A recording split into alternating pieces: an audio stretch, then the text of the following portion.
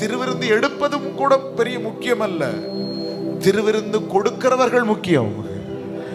யாரிடத்திலிருந்து திருவிருந்து வாங்குகிறோம் முக்கியம்.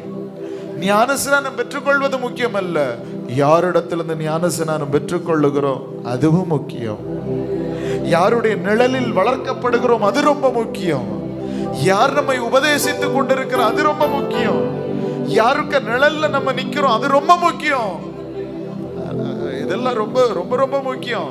எங்கேயோ போனேன், எங்கேயோ இருந்தேன், எப்படியோ எடுத்தேன், அதெல்லாம் வேற. நான் எங்க யாருக்கு நிழல்ல வந்தேன், யாருக்கு நிழல்ல போயிட்டு இருக்கிறேன், எந்த அபிஷேகத்துக்கு கீழே நான் நிக்கிறேன், இது ரொம்ப முக்கியங்க. ரொம்ப முக்கியம், ரொம்ப முக்கியம், ரொம்ப முக்கியம், ரொம்ப முக்கியம்.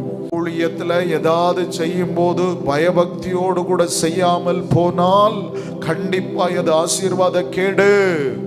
தாழ்மையோடு, மனத்தாழ்மையோடு தேவனுடைய ஆலயத்தில் பணிவிடைகள் செய்யும் போது நமக்குள் அந்த தாழ்மை நமக்கு உண்டாக வேண்டும்.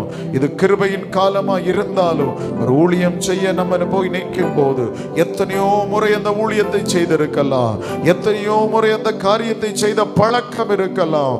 ஆனால் ஒவ்வொரு முறை வந்து நிற்கும் போதும் திரும்ப போகிறது தேவ கிருபை.